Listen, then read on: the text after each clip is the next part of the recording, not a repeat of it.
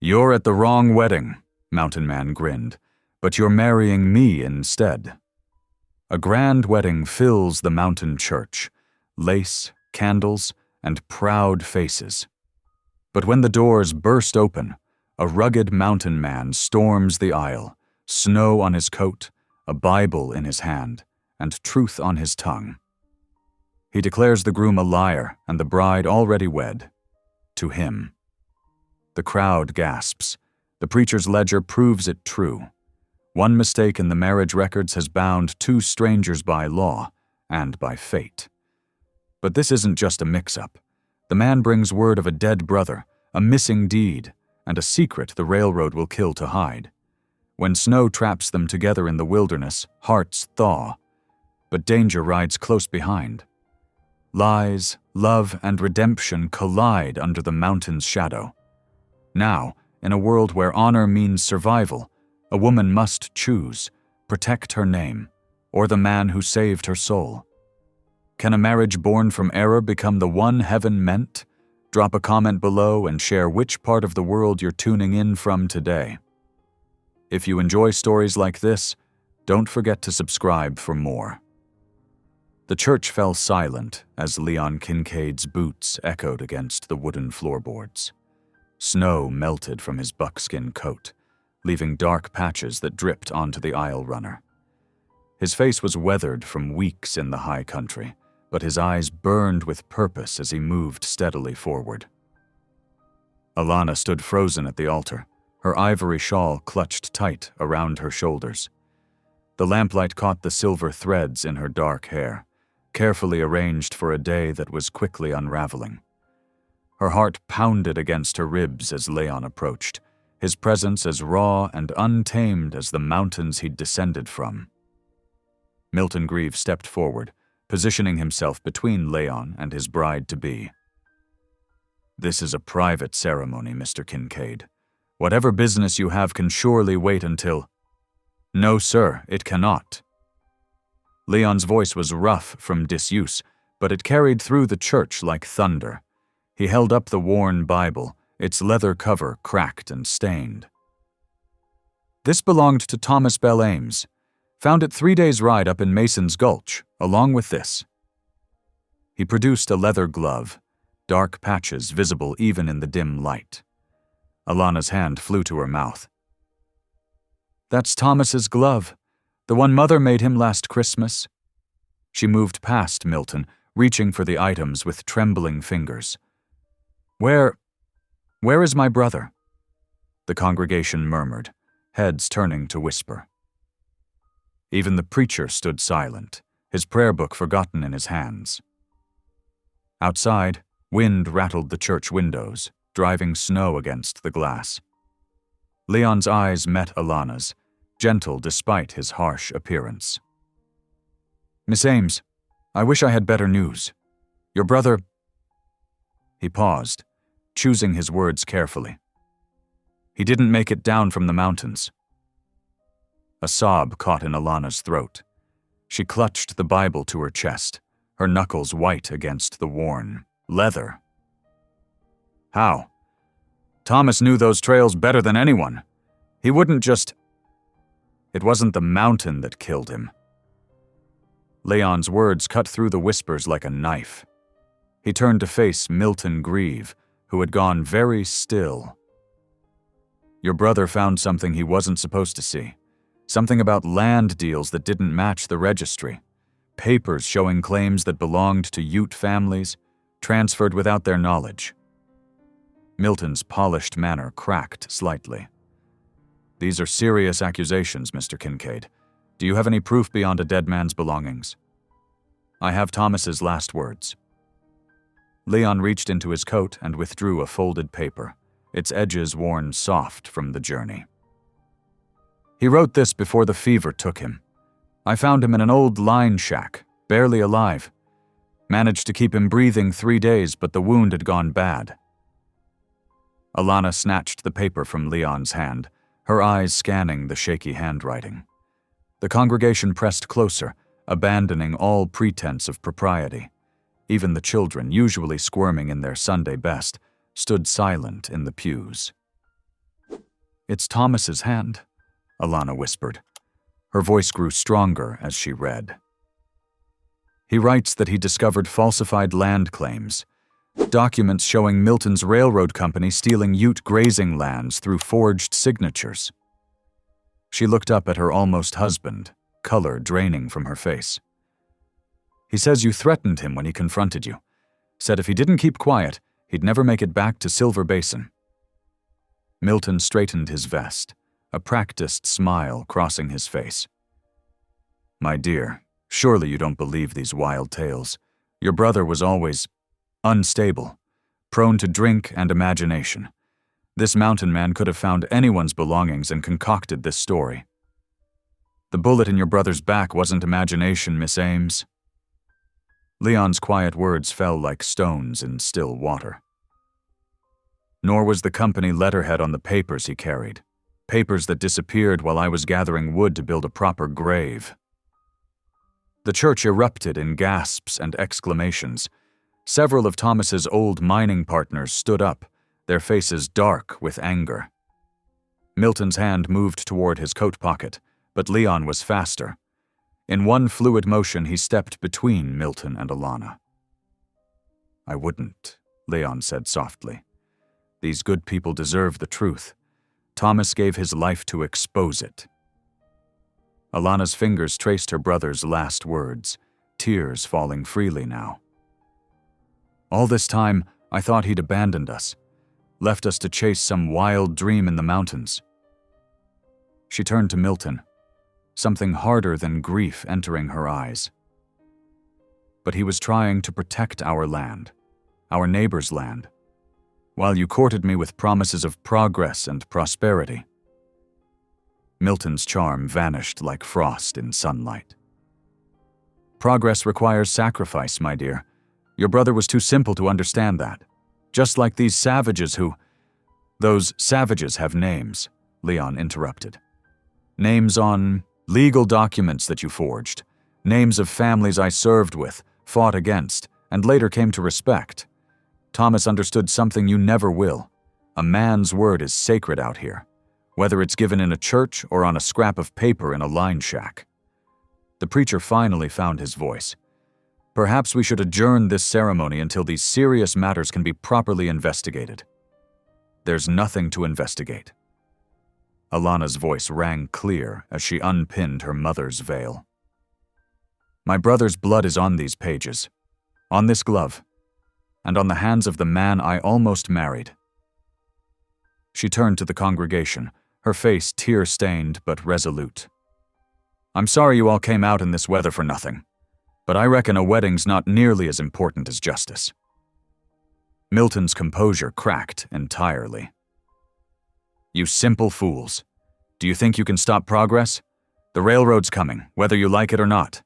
Your precious frontier will be carved up and civilized, and there's nothing your dead brother or this unwashed mountain man can do about it. Maybe not, Leon agreed quietly. But the federal marshal in Denver might have something to say about land fraud. And murder. He produced a final item from his coat, a badge that gleamed in the lamplight. I didn't spend all those years in the high country just tracking game. The revelation sent another wave of murmurs through the church. Milton's face went from red to white as he realized how completely his plans had unraveled. He looked wildly around, but Thomas's old mining partners had already moved to block the exits. Alana stepped forward, still clutching her brother's Bible. My brother died trying to protect this community, all of it, settlers and Utes alike. He understood that progress built on lies and blood isn't progress at all. She faced Milton directly. I thank God that Leon arrived today. Better a hard truth than a lifetime of comfortable lies. Outside, the snow continued to fall on Silver Basin's rooftops. Inside the church, justice was finding its way home, delivered by a mud-spattered mountain man who had carried truth down from the high country, arriving just in time to save more than just a wedding day. The congregation watched in stunned silence as two of Thomas's former partners led Milton toward the door, his fine coat somewhat less impressive with his hands bound behind his back. The preacher quietly closed his prayer book, understanding that while one ceremony had been interrupted, something far more sacred had taken place.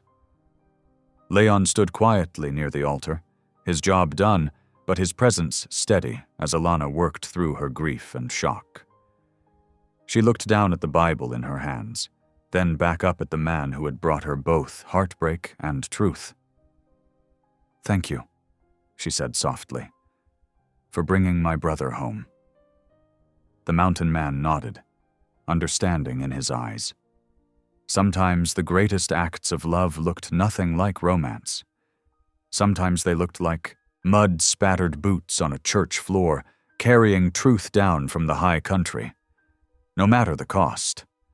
Milton's face twisted with rage as he lunged forward, his polished boots slipping on the wooden floor. "You lying mountain devil!" His fingers clawed at Leon's throat, but the mountain man stood firm, barely shifting his weight as Milton's attack fell short. "I ain't the one lying here," Leon said calmly, holding Milton back with one strong hand while keeping the evidence secure with the other. The worn Bible, still clutched in his grip, seemed to carry the weight of truth itself. The preacher stepped between them, his weathered face grave beneath his silver hair. "Gentlemen, this is still God's house." He turned to Leon, extending his hand. "May I see this Bible you speak of?" Leon nodded, carefully passing over the sacred book. The leather binding was cracked and stained with what looked unsettlingly like dried blood. The preacher handled it with reverence, opening it slowly to the back pages, where a weak scrawl caught the lamplight. "Here," Leon said quietly, pointing to the final entry. "Thomas wrote it himself before the fever took him." The congregation pressed closer, their breath creating clouds in the chilly air. Alana stepped forward, her wedding dress rustling against the rough floorboards, her eyes fixed on the shaky letters. "MG." "Those are just initials," Milton snarled, straightening his cravat. "They could mean anything. Many good morning glory, miner's gold." "Milton Grieve," Leon cut in, his voice steady as mountain stone. Those were Thomas's last words. He used what strength he had left to name the man who shot him, the man who'd been forging land deals and threatening anyone who discovered the truth. The preacher studied the page carefully, then looked up at Milton with new understanding in his eyes. "There's more here." He read slowly, his voice carrying to every corner of the church. "Milton Grieve knows the truth about the land deeds. Don't let him—" The writing trailed off into a trembling line. "Don't let him what?"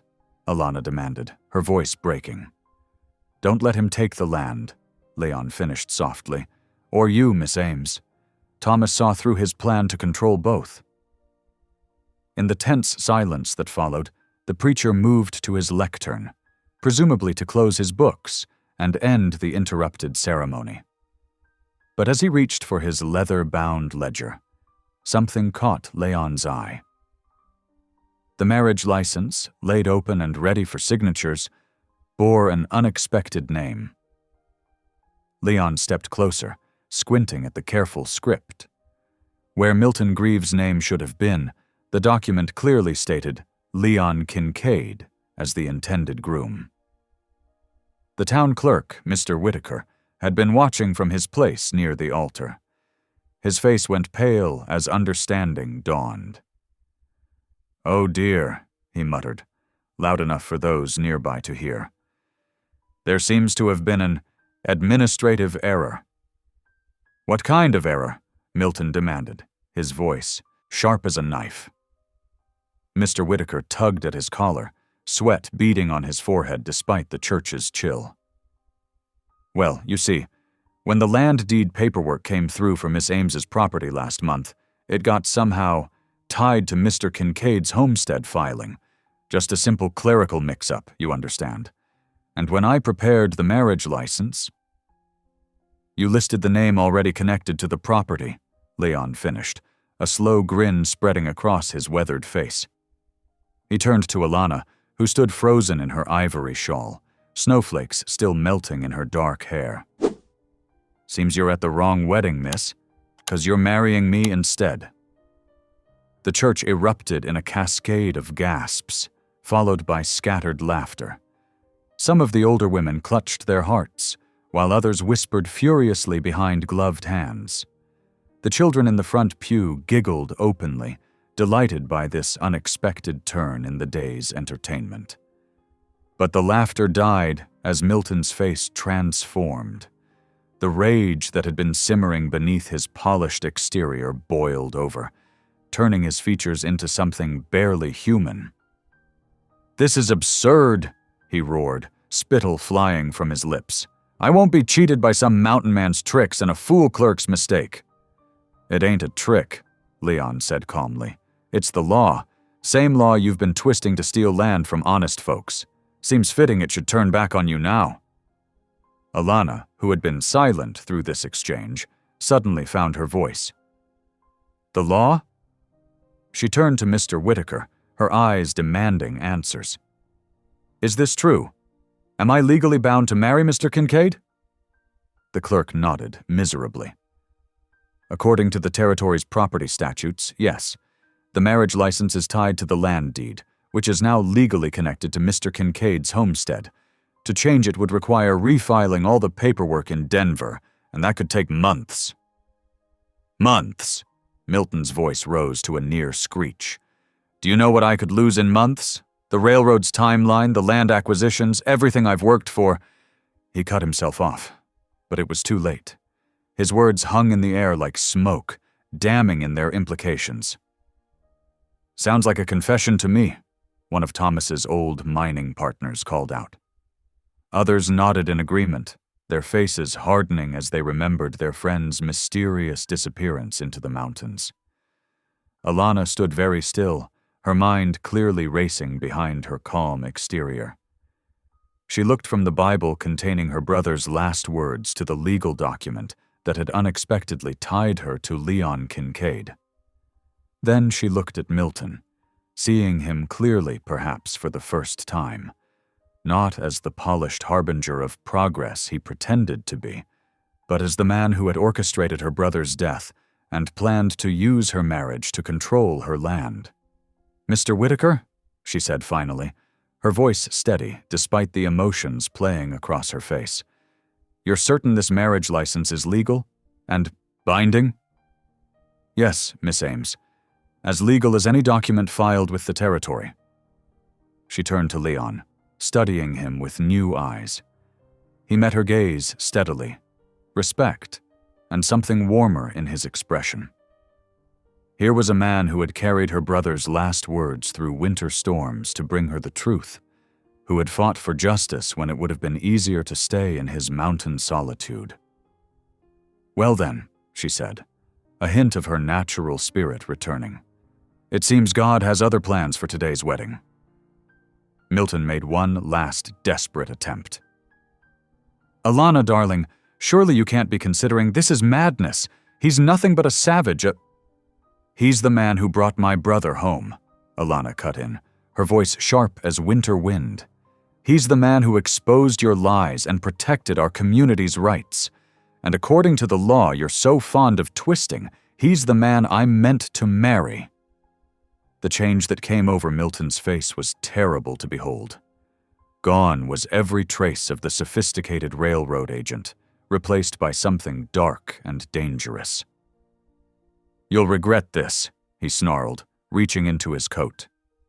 But before he could withdraw whatever weapon he'd concealed there, Thomas's old mining partners moved as one.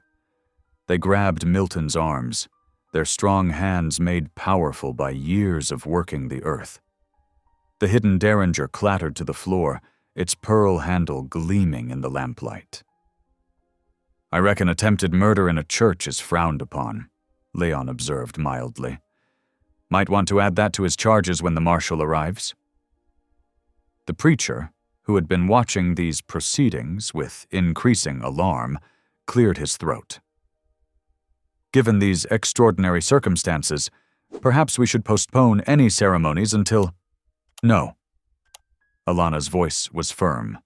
She stepped forward, still wearing her wedding dress, but somehow looking more like herself than she had all morning. We're all here. The license is legal, and I'd rather be bound to an honest mountain man than a lying murderer. She turned to Leon. That is, if you're willing, Mr. Kincaid. Leon's weathered face softened as he looked at her. Reckon I am, Miss Ames. Though I should warn you, my cabin ain't exactly what you're used to.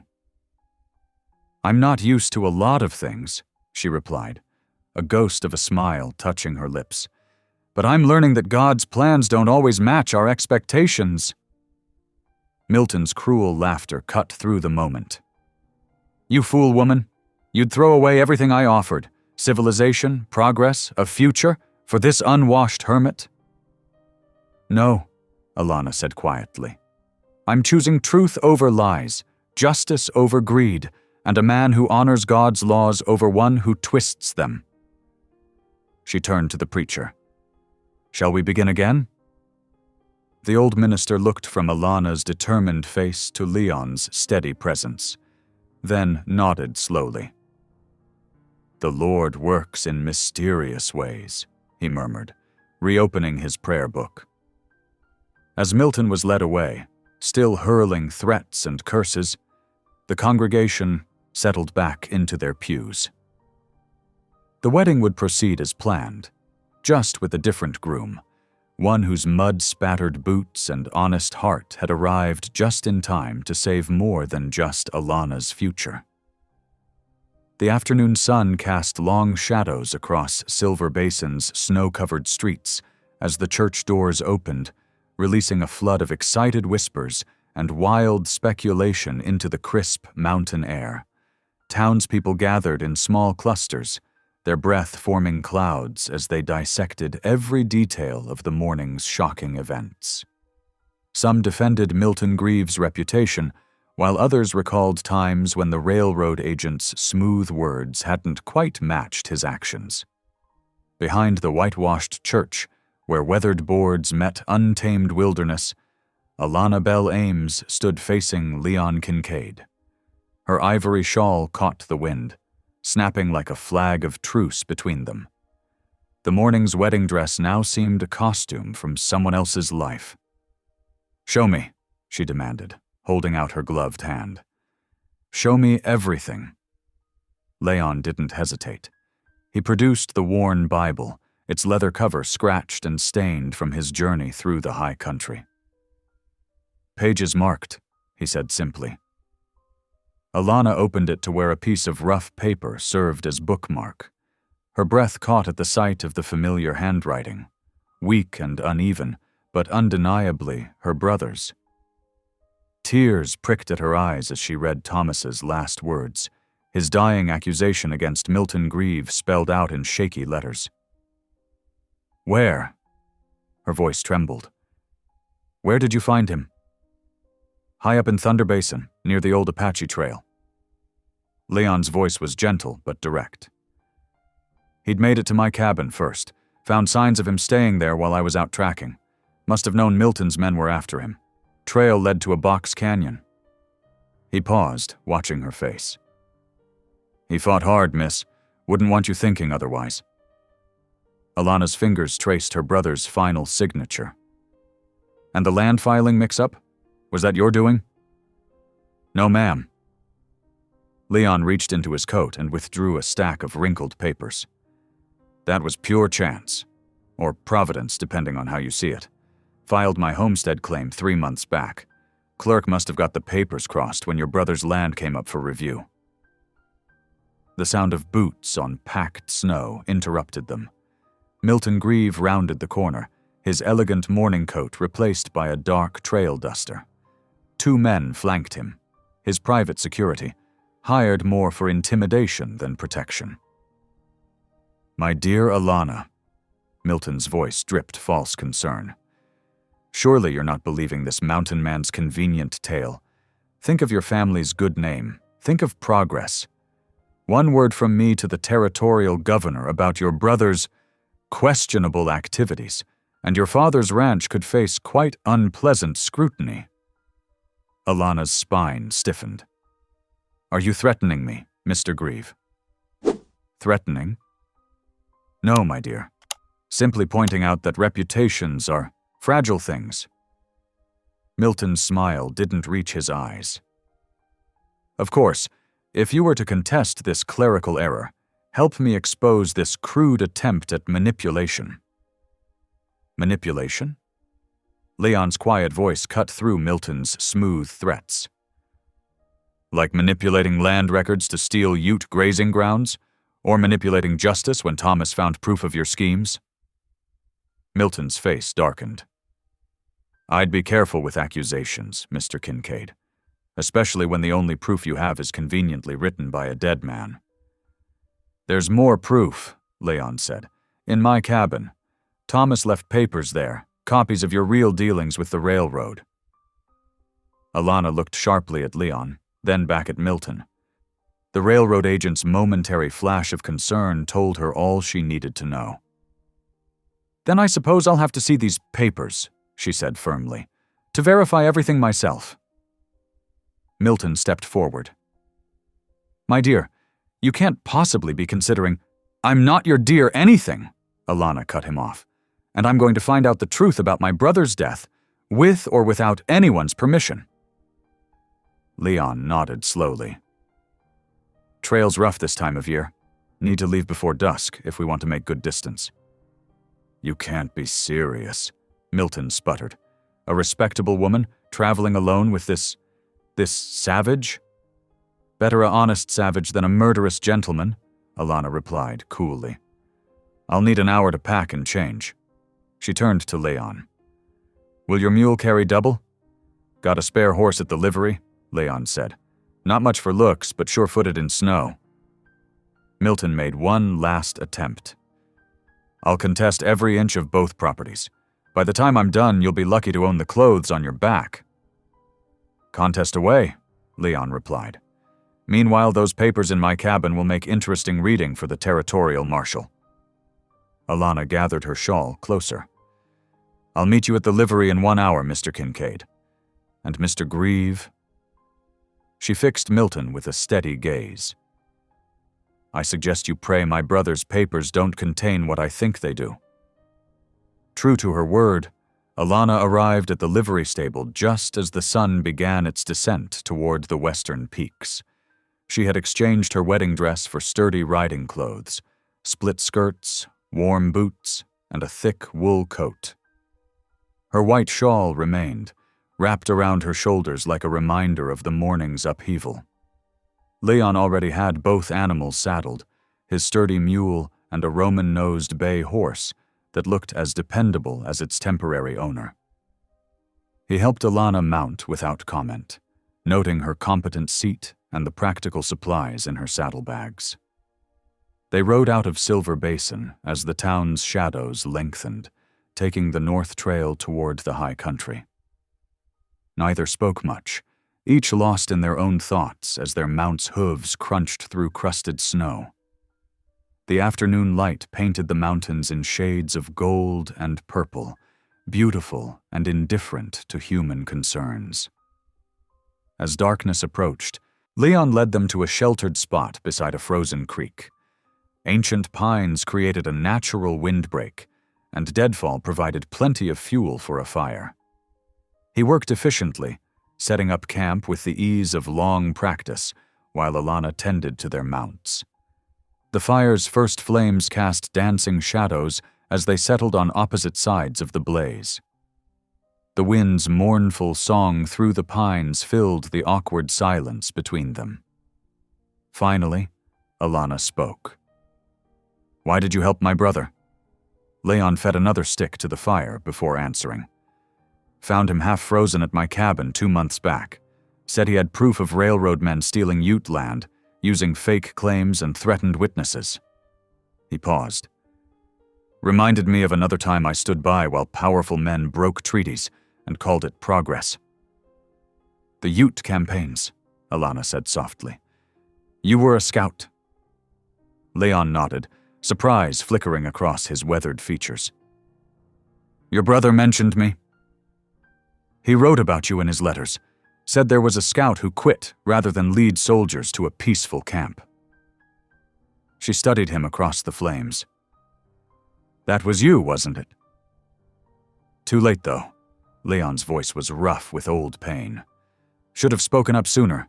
Should have done more. The fire crackled between them, sparks rising like fallen stars trying to return home. The wind's whistle grew softer, almost musical in the gathering dark. Is that why you live alone up here? Alana asked. Penance? Partly, Leon admitted. Partly just got tired of watching men like Milton Grieve twist law and God's truth to serve their greed. He looked at her directly. Your brother was trying to stop it. Least I could do was help. Alana wrapped her shawl tighter, but the shiver that ran through her had nothing to do with cold. And now we're legally married because of a filing mistake. Paper only, Leon said quietly. Once we get proof of Milton's schemes, we can sort out the property lines proper. You'll be free to run your family's ranch as you see fit. And if Milton makes good on his threats before then? Man like that, his word's worth less than snow in August. Leon's face hardened. But if he tries anything, he'll learn mountain justice ain't as easily bought as territorial courts. The wind picked up again, making the fire dance. Alana found herself studying her unlikely protector, the quiet strength in his movements, the sadness and determination in his eyes. This was a man who had chosen conscience over comfort, truth over safety. Whatever else he was no murderer. Thank you, she said suddenly, for bringing me word of Thomas, for giving him a chance to be heard, even after... She couldn't finish. Leon nodded, understanding in his silence. He reached into his coat and pulled out a small wooden cross, simply carved but smooth with handling. Found this with him. Thought you might want it. Alana took the cross, recognizing her brother's handiwork in the careful cuts. Tears spilled down her cheeks, but she didn't try to hide them. The wind sang its lonely song through the pines, and the fire crackled softly, as if giving voice to the grief she had held inside for so long. They sat in companionable silence as true night settled over the mountains. The awkwardness between them had melted like spring snow, replaced by something more complex. Not quite trust, but no longer suspicion. Tomorrow would bring its own challenges, but for now, they shared the peace of the fire's warmth and the wind's wild lullaby. Leon added more wood to the flames, then settled back against his saddle. Should get some rest. Trail gets steeper tomorrow. Alana nodded, arranging her bedroll near the fire's warmth. As she drifted toward sleep, she found herself thinking that while this wasn't the wedding night she had planned, perhaps God's plans made more sense than her own. Her last conscious thought was that the wind's whistle through the pines sounded almost like a hymn, wild and pure, and somehow comforting in its untamed truth. Dawn brought frost-stiffened blankets and muscles aching from the hard ground. Alana flexed her fingers, watching her breath cloud in the pale morning light. The fire had burned down to embers, but Leon already had coffee brewing in a battered tin pot. Storm's coming, he said, nodding toward the steel-gray sky. Need to make good time before it hits. They broke camp efficiently, working around each other with the awkward courtesy of strangers forced into close quarters. The horses had survived the night well enough, though their bay mare seemed eager to move and get warm. As they mounted up, the first snowflakes began to fall, tiny, hard crystals that stung exposed skin. Alana pulled her shawl tighter, grateful she'd worn her warmest clothes beneath. The white fabric, once meant for her wedding veil, now served as an extra layer against the mounting cold. Trail gets steep from here, Leon warned, adjusting his rifle in its scabbard. Stay close to my mule's tracks. He knows the way. The morning wore on, marked by the steady crunch of hooves through deepening snow and the occasional cry of a winter bird. The forest pressed close around them, ancient pines heavy with white. Alana's mare struggled in places where the drifts reached past her knees, but the sturdy animal pushed forward, following Leon's sure-footed mule. By midday, the snow was falling steadily. The wind cut through Alana's layers like icy knives, and her hands had gone from cold to painful to a frightening numbness. She'd lost count of the times she'd dropped the reins, fingers too stiff to maintain their grip. Each time she had to fumble to catch them, pride keeping her from admitting how much she struggled. Leon glanced back often, his face etched with concern. Finally, he called a halt in a small clearing. "Need to warm those hands," he said, not unkindly. "No good to anyone if you freeze." Alana tried to protest, but her teeth chattered too hard to form. Words. Leon dismounted and helped her down, his own hands rough but warm through her gloves. He pulled a spare pair of mittens from his saddlebag, crude things made of rabbit fur, but lined with soft wool. "Here, put these on over your gloves." The extra layer helped, though Alana's fingers burned painfully as feeling returned. They shared jerky and hard biscuits, standing close to the horses for warmth. The snow fell harder, reducing visibility to a white blur beyond the nearest trees.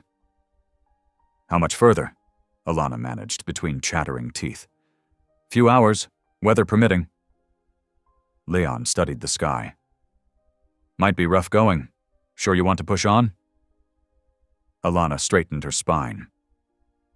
"My brother died trying to expose whatever's happening here. I won't turn back now." Leon nodded, respect flickering in his eyes. They mounted up again, pressing forward into the strengthening storm. The afternoon became a blur of white-shrouded trees and burning cold. The horses labored uphill, steam rising from their flanks despite the chill. Alana's world narrowed to the rhythm of her mare's movement and the dark shape of Leon's back ahead. Near sundown, when Alana's endurance was nearly spent, Leon raised his hand in signal. Through the swirling snow, she made out a dark shape, a cabin, rough-hewn but solid, perched on a rise above what looked like a frozen stream. A thin trail of smoke rose from the stone chimney, barely visible against the gray sky.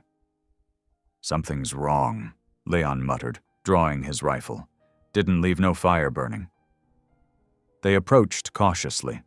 The cabin door stood slightly ajar, snow drifting across the threshold. Leon dismounted first, motioning Alana to stay back. She ignored him, following close behind. Her brother's last moments might have played out here. She needed to see. The cabin's interior was dim and cold despite the dying embers in the hearth. A single room, sparse but neat, with a narrow bed, a table, and basic supplies stored carefully along the walls. Nothing seemed disturbed, but Leon's tension was obvious as he swept the space with his rifle ready. A sudden movement behind a barrel made them both freeze. Leon's rifle snapped up, then slowly lowered as a small figure darted into deeper shadow. "Dear Lord," Alana breathed. It was a child, a little girl, no more than 7 years old, with long dark hair and features that spoke of mixed heritage.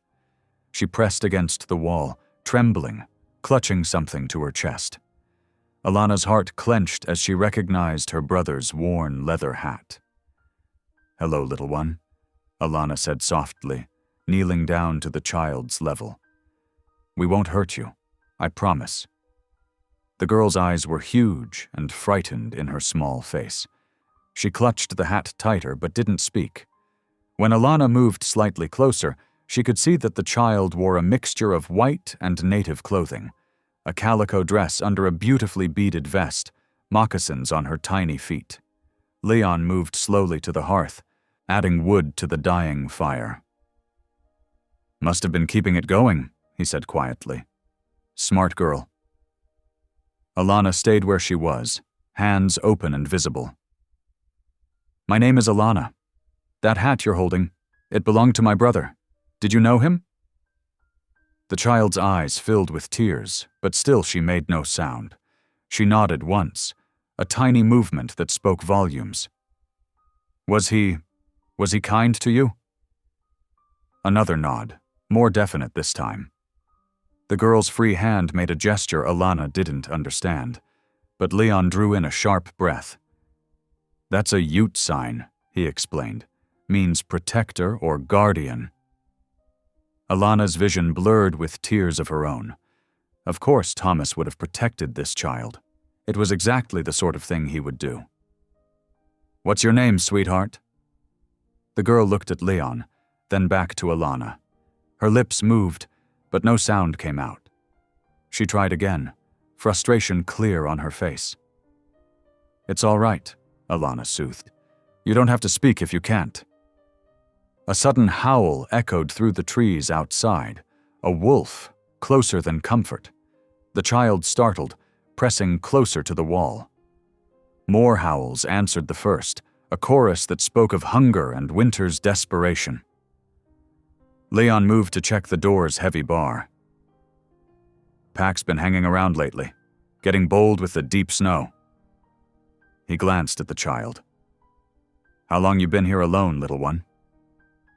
The girl held up 4 fingers, then pointed to the window where snow still fell heavily.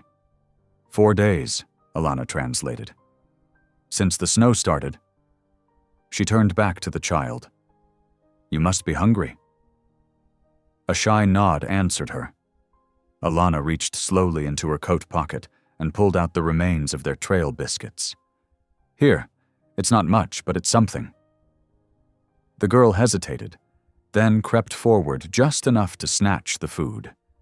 She retreated to her corner, but her eyes stayed fixed on Alana as she ate quickly, one hand still clutching Thomas's hat.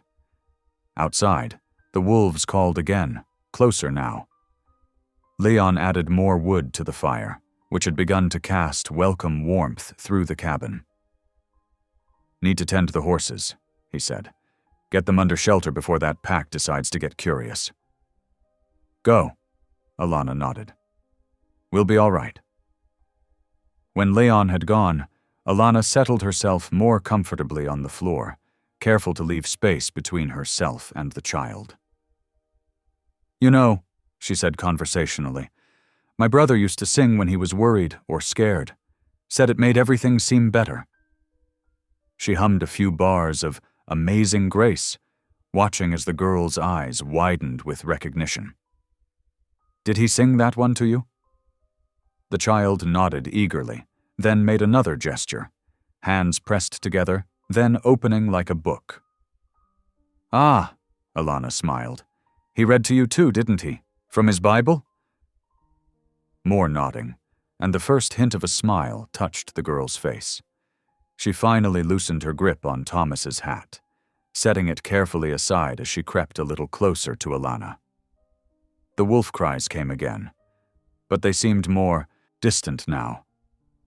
The fire crackled warmly, and outside they could hear Leon talking quietly to the horses as he settled them in the lean-to shelter. The child's shoulders began to relax, though her eyes still held shadows no 7-year-old should know. You're safe now, Alana said softly. We'll take care of you. The girl studied her face for a long moment, then reached out one small hand to touch Alana's white shawl. Her fingers traced the delicate pattern, and she made another gesture. This one Alana understood without translation. It was the same motion Thomas used to make when pointing out birds in flight. Yes, Alana whispered, her heart full of an emotion she couldn't name. Like angel's wings. Would you like to wear it for a while? To keep warm? The child nodded, and Alana carefully draped the shawl around her thin shoulders. As she did, she noticed a leather cord around the girl's neck, disappearing beneath her dress. The child saw her looking and pulled it out, revealing a small carved wooden cross that matched the one Thomas had made. "Oh," Alana breathed. She reached into her pocket and withdrew its twin. "Look, we match." The girl's eyes lit up. She scooted closer, comparing the two crosses with careful fingers. For the first time, a real smile transformed her face, making her look like the child she should have been all along. The cabin door opened, letting in a blast of cold air as Leon returned. The girl tensed but didn't retreat to her corner. Leon stomped snow from his boots and added more wood to the fire before speaking. "Horses are settled. Storm's getting worse. We'll be here at least a day." He looked at the child, his expression softening. "Reckon we got some explaining to do, but that can wait till morning. For now, let's get some food in everyone." Alana stood, reluctant to break the fragile connection she'd formed with the girl. "I'll help. There must be supplies here somewhere." They worked together to prepare a simple meal of beans and dried meat, while the child watched from her new spot near the fire, still wrapped in Alana's shawl. Outside, the wind rose to a howl that almost, but not quite, drowned out the wolves' cries. Inside, the fire cast dancing shadows on the walls, and three unlikely companions shared warmth against the gathering storm. The mystery of the child's presence, like so many others, would have to wait for morning's light. For now, it was enough that she was safe, no longer alone in the wilderness. As Alana watched the girl's eyelids grow heavy with the first real sleep she'd probably had in days, she sent up a silent prayer of thanks to her brother. Even in death, Thomas had led them to someone who needed help, someone who might help them understand the truth they sought. The fire popped and settled, sending sparks up the chimney like tiny stars seeking their way home through the storm. The storm arrived with fury that first night, howling like 1,000 hungry wolves. Snow piled against the cabin's walls, turning windows into ghostly squares of white. Inside, Leon stoked the fire while Alana made up a bed for the child using spare blankets and her own shawl. Morning brought no relief. The blizzard raged on, transforming the world outside into a blank canvas of white. Leon pulled on his heavy coat and forced the door open against drifting snow. "Gotta dig us out," he said, "or we'll be buried by noon." Alana nodded, watching him disappear into the swirling white. The child, who still hadn't spoken, sat cross-legged by the hearth, warming her small hands. Her dark eyes followed Alana's movements as she explored the cabin's meager supplies. "Well," Alana said brightly, holding up a sack of cornmeal, "shall we make breakfast?" The girl's eager nod brought a smile to Alana's face. Together they mixed cornmeal with the last of the fresh water. Alana hummed as she worked, an old hymn her mother had taught her. The child's fingers tapped silently against her knee in time with the melody. When Leon returned, face red with cold and clothes dusted with snow, the cabin smelled of fresh cornbread. He stopped in the doorway, something softening in his weathered features. "Smells like Sunday morning," he said, stamping snow from his boots. "There's coffee, too," Alana replied, surprising herself with how natural it felt, this moment of shared domesticity. "Though it's mostly chicory, I'm afraid." They ate in comfortable silence, the child accepting small pieces of cornbread soaked in broth. Leon watched her with careful eyes. "You've done this before," he said to Alana, "caring for little ones." "At the mission school sometimes." Alana poured more broth for the girl. "Children who'd lost their families to fever or—" She trailed off, not wanting to speak of violence in front of the child. Leon nodded, understanding in his eyes. "Was a time I helped at the Ute camps. Before." He fell silent, guilt crossing his face like a shadow. The child looked up sharply at the word Ute, then back down at her bowl. Her fingers moved in what Alana now recognized as sign language, though she couldn't understand it. She says her mother was Ute, Leon translated softly. Her father was a traitor. Was? Alana asked gently. The child's hands stilled. Tears filled her eyes, but didn't fall. Maybe that's enough for now, Leon said, rising. Got to get more wood split before this storm buries what we have. Through the morning, Alana heard the steady thunk of axe against frozen wood. The child helped her tidy up, folding blankets with careful precision. When Alana began humming again, this time sweet hour of prayer, she noticed the girl's lips moving silently, forming words she couldn't yet voice. By afternoon, the storm showed no sign of weakening. Snow piled higher, and the wind found every crack in the cabin's walls. Leon brought in armloads of split wood, stacking them carefully by the hearth. Might be here a spell, he said, rubbing his hands to warm them. 2 days? Maybe 3.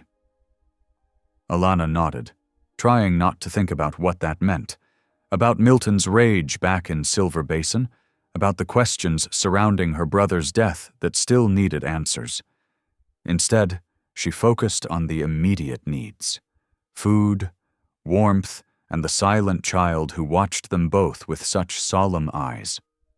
That evening, as shadows lengthened across the cabin floor, Leon surprised them both by speaking of his past. He sat in the room's only chair, hands busy with leather repair work, voice low and steady. Was an Army scout years back, during the campaigns. His eyes stayed on his work. Saw things no man should see, did things no man should do. The child looked up from where she sat near Alana, her attention caught by the pain in his voice. There was a treaty, Leon continued, should have protected the hunting grounds, the sacred places. But men like Milton, men who saw only profit, they found ways around it, used men like me who knew the land. His hand stilled. I led them through the passes, showed them where the camps were. Alana's heart ached at the shame in his voice. You were following orders. Following orders ain't the same as doing right. Leon's eyes met hers. Your brother understood that. Why he helped this little one, I reckon. Why he died trying to stop. He cut himself off, glancing at the child. The girl made a series of quick signs, her face intent. Leon watched, then translated. She says Thomas helped her escape, kept her safe until... Again, he fell silent. Alana reached out slowly, letting the child decide whether to accept comfort. After a moment's hesitation, she leaned against Alana's side. The trust in that simple gesture brought tears to Alana's eyes. Through the next day, the storm continued its assault. Leon worked constantly, chopping wood, checking the roof for snow weight, tending the horses in their lean-to shelter. Alana taught the child to make corn dumplings, speaking softly of her brother's kindness, of the way he could gentle any horse, of how he always stood up for what was right. He used to sing too, Alana said, demonstrating how to shape the dough. Every Sunday in church his voice would ring out above everyone else's. The child's hands moved, and though Alana couldn't understand the signs, she saw Leon smile from where he sat, mending a pair of snowshoes. She says she remembers, he translated. Says he taught her Amazing Grace. Alana began to hum the familiar tune. To her surprise, a faint sound joined her. The child, humming along, her voice barely audible but true. Their eyes met, and Alana saw a spark of joy break through the sadness. That evening, as the storm began to ease, Leon announced he needed to check the roof. Snow's heavy up there. Don't want it coming down on us in the night. While he worked above, Alana read from Thomas's Bible. The child pressed close to see the pages. Though she couldn't, or wouldn't, speak, Yet she clearly knew the stories. Her finger traced the words as Alana read, following along in a way that showed she'd done this before, perhaps with Thomas. The physical labor and emotional weight of the past days caught up with Alana. Her voice grew drowsy as she read, the familiar words of psalms flowing like a lullaby. The child's breathing had already deepened into sleep, her small body warm against Alana's side. When Leon climbed down from the roof, shaking snow from his coat, he found them both asleep by the fire. The Bible lay open across Alana's lap, her hand still resting on its pages. The child was curled against her, wrapped in the white shawl that now bore smudges of cabin life. He stood for a long moment, watching them. The fire's glow softened their faces, and despite the storm's continued murmur outside, a profound peace filled the rough room. It was a peace he hadn't felt since before the campaigns, before broken treaties and betrayed trust had driven him to isolation. Moving quietly, Leon added wood to the fire. Its warmth seemed to reach deeper than flesh, touching something long frozen in his soul. He settled into his chair, prepared to keep watch through the night, guardian of this fragile new thing taking root in his cabin. Outside, the storm began to fade, stars appearing one by one through breaks in the clouds. Inside, 3 lost souls had found something they didn't know they were seeking. A chance at healing, at trust, at family formed not by blood, but by choice. The child stirred in her sleep, making a small sound, not quite a word, but closer than she'd come before. Alana's hand moved unconsciously to smooth her hair, a gesture so natural it seemed she'd been doing it all her life. Leon watched, his weathered face softening in the firelight, as the night wrapped them in its quiet embrace. The storm's fury finally broke at midday, leaving the mountain world hushed under thick blankets of snow. Sunlight sparkled off white-laden branches, and icicles dripped steadily from the cabin's eaves. Leon pulled on his heavy coat, checking his rifle before slinging it across his back. "Need to check my trap lines," he said, adjusting his snowshoes. "Won't be gone more than a couple hours." Alana looked up from where she sat, teaching the child to card wool. "Be careful out there. The snow's deep." He nodded, his eyes lingering on them for a moment before he ducked through the door. The blast of cold air made the child huddle closer to Alana's side. Leon's boots crunched through the fresh powder as he made his familiar rounds. The first few traps showed only undisturbed snow, but at the 4th site, something made him pause. There, cutting across his own trail from days before, were fresh boot prints. Too big to be his own, too deliberate to be a wandering hunter's. His body tensed as he studied the tracks.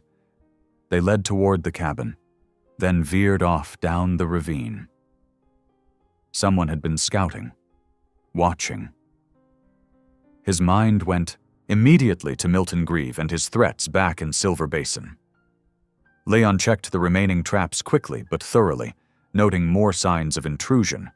A broken branch here, a scuffed trunk there. Someone unused to mountain travel had passed through, leaving clear signs for those who knew how to read them. When he returned to the cabin, his manner had changed. He secured the door and checked his ammunition, movements precise and controlled. Alana noticed immediately. "What did you find?" she asked quietly, after the child had drifted off for an afternoon nap. "Tracks," Leon said, cleaning his rifle with practiced care. "Fresh ones. Someone's been watching the cabin." Alana's face paled. "Milton?" "His men, most likely. He wouldn't dirty his own boots." Leon's voice held quiet contempt. "But he's got money enough to hire those who will." They spoke in whispers through the afternoon, planning. The child slept on, wrapped in Alana's shawl near the fire, unaware of the tension building in the cabin. As dusk approached, Leon's prediction proved true. A faint glow appeared down in the ravine. A lantern, quickly covered, but unmistakable against the darkness. Someone was moving through the trees below. "Get away from the windows," Leon said softly, already moving to douse the fire. The cabin plunged into darkness, lit only by starlight filtering through the small windows. Alana gathered the child, who had woken at the sudden darkness. The girl's eyes were wide with fear. She recognized danger, even if she couldn't speak of it. "Shh, little one," Alana whispered, settling them both in the corner farthest from the windows. "We're just playing a quiet game." Leon moved silently through the cabin, checking sight lines, positioning himself where he could watch both the door and the main window. His rifle rested ready across his knees. "Once the weather breaks proper," he murmured, "we'll need to move her somewhere safer. I know some Ute families who'd shelter her. Good people, ones who remember the old ways." Alana nodded, though her heart ached at the thought of letting the child go. Will they accept her, being half-white? "Children are sacred to them," Leon said, "and she knows their ways, their signs. Your brother must have taught her."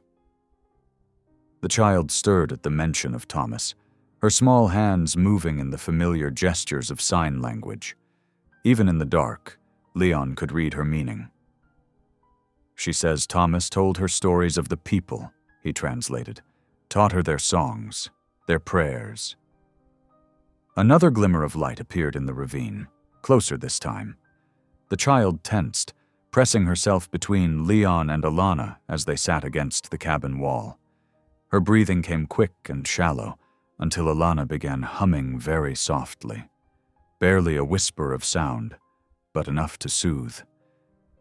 They sat like that through the long hours, a strange family formed by circumstance and threat. Leon kept his vigil, watching the darkness outside. Alana held the child, who eventually dozed off despite her fear. The night crept by in whispered conversations and shared silence. "I've been thinking about what you said," Alana murmured, careful not to wake the sleeping girl. "About the treaties, about Milton's kind." Leon's profile was stark against the starlit window. "Wasn't right what we did, what I helped them do. But you're trying to make it right now." Alana's voice held gentle certainty. "Protecting her, standing against men like Milton. It matters, Leon." He turned to look at her, his expression hidden by shadow. "Does it? Can't undo what's done." "No," she agreed, "but we can choose what we do now." Her hand found his in the darkness, squeezed briefly. "I'm sorry I judged you so harshly back in Silver Basin. I didn't understand." Leon's fingers tightened around hers for a moment before letting go. "You had reason," he murmured.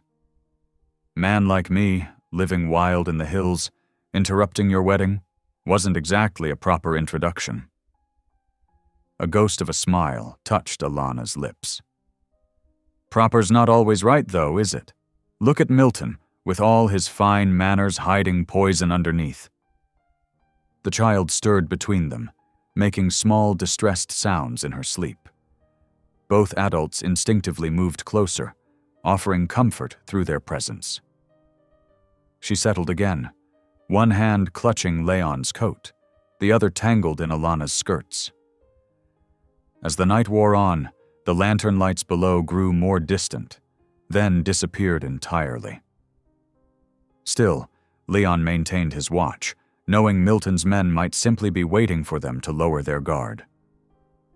The first hint of dawn found them still sitting together, the child sleeping peacefully between them. Alana's head had drooped against Leon's shoulder sometime in the night, her own exhaustion finally winning out. He hadn't moved, letting her rest.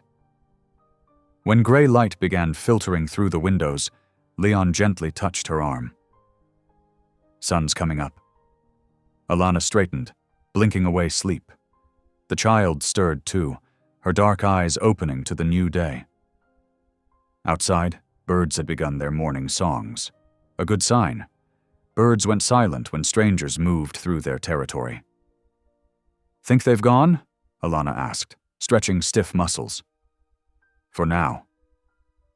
Leon rose carefully, checking through the windows. "But they'll be back. Milton's not one to give up easy, especially not when his pride's hurt." The child stood too, making decisive gestures with her hands. Leon watched, then smiled slightly. "She says she's hungry," he translated, "and that Thomas always made biscuits for breakfast." Alana laughed softly, the sound brightening the cabin after the tense night. "Well then, we'd best get to baking, hadn't we? Can't disappoint such a clear request." As she moved to the fire pit, rebuilding the banked coals into proper flames, Leon watched her with quiet wonder. Here was a woman raised in comfort, who could have had an easy life with Milton's money, choosing instead to sleep on a cabin floor and bake biscuits for a half-Ute orphan, all while under threat from armed men.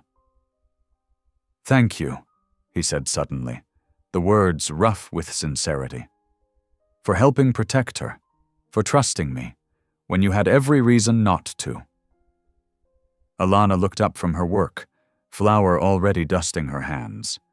Her eyes met his, clear and direct. "Thank you for being worthy of that trust." The child moved between them, carrying kindling for the fire, her movements sure and purposeful. Despite the danger that still lurked in the ravine below, despite the hard choices ahead, the morning felt like a new beginning. Something had shifted during their night's vigil. Bonds strengthened, trust deepened, a family forged in the face of threat. Leon turned back to the window, rifle ready, guarding what was becoming precious to him. Behind him, he could hear Alana teaching the child to mix biscuit dough, their hands working together in the growing light of dawn. The morning frost painted delicate patterns on the cabin windows as they prepared for their descent to Silver Basin. Leon hitched his strongest horse to the old sleigh, while Alana bundled the child in layers of wool blankets. 3 days of watching and waiting had confirmed that Milton's men had withdrawn. For now. "Storm's coming," Leon said, eyeing the heavy gray clouds gathering over the peaks. "Best get moving before it hits." The child sat between them in the sleigh, clutching her precious items. Thomas's hat, a small beaded pouch, and a tin cup Alana had given her for drinking warm milk. She watched with solemn eyes as Leon guided the horse onto the snow-crusted trail that wound down the mountainside. The descent was slow and careful. Iron runners squeaked against packed snow, and the horse's hooves made rhythmic, crunching sounds in the winter silence. Tall pines creaked under their white burden, dropping occasional clumps of snow that made soft thumps in the drifts below. "Reverend Fletcher will keep her safe," Alana said, though her voice held a note of uncertainty.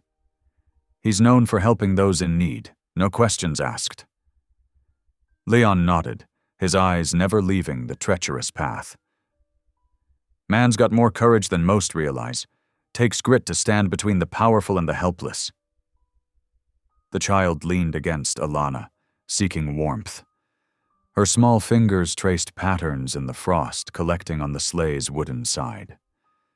Though still silent, she had begun responding to their voices, showing trust through subtle gestures and expressions. By mid-afternoon, the threatening storm had darkened the sky considerably. Leon steered them toward an old way station, a simple log structure used by mail carriers and traders during better weather. Its windows were dark, but the roof looked solid enough to shelter them through the night. "Can't risk the trail in darkness," he explained, helping Alana and the child down from the sleigh. "Too many drop-offs hidden under the snow." Inside, the station was cold but dry. A pot-bellied stove sat in one corner, its pipe still intact. Leon soon had a fire crackling inside it, while Alana arranged their bedrolls on the plank floor. The child explored the single room with careful curiosity, examining dusty shelves and corners.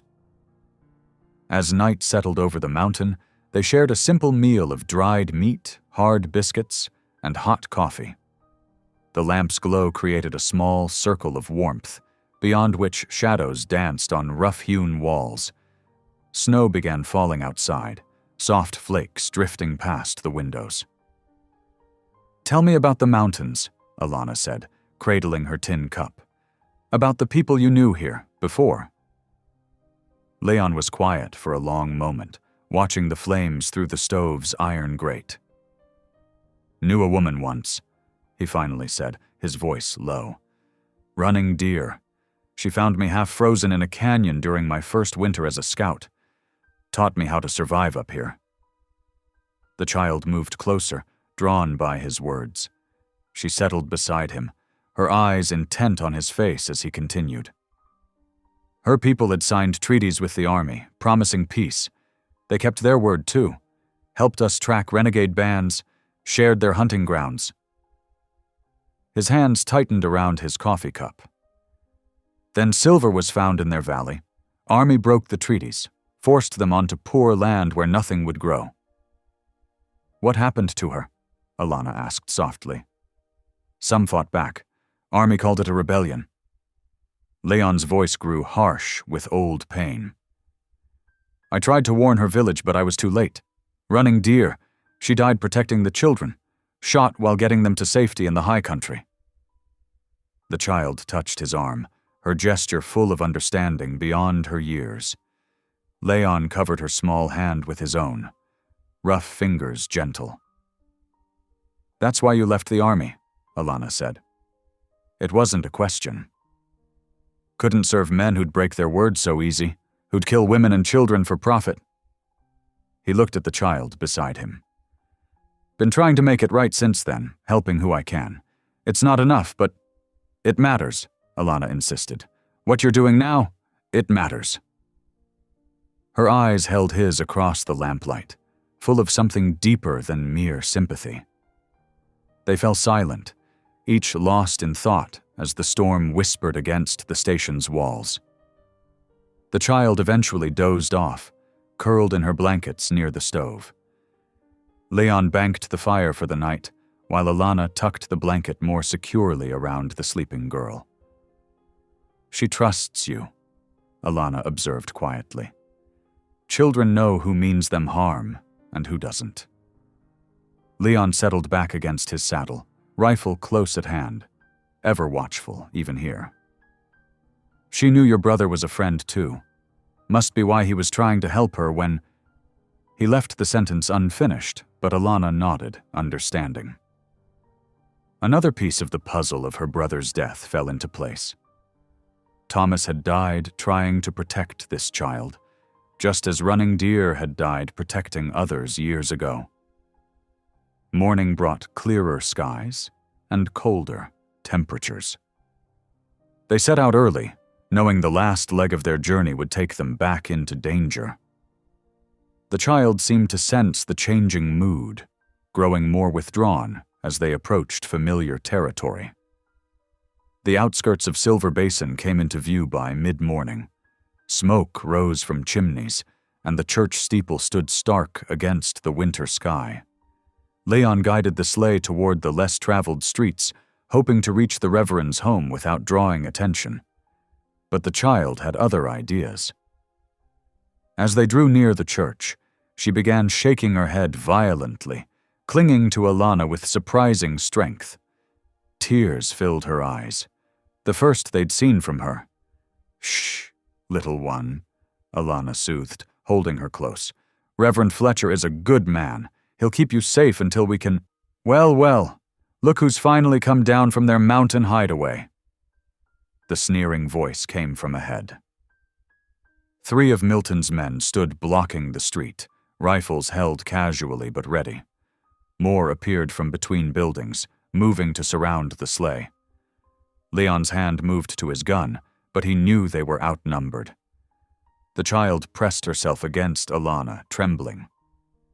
"Mr. Greaves been mighty interested in having a word with you both," one of the men continued, stepping closer. "Especially about certain legal matters that need settling." "Move aside," Leon said, his voice carrying the quiet authority of a man who'd faced worse odds. "We've got business with the Reverend." "Oh, you'll be seeing the Reverend right enough," another man laughed. "Once Mr. Greaves done explaining things at the courthouse, he's waiting there now."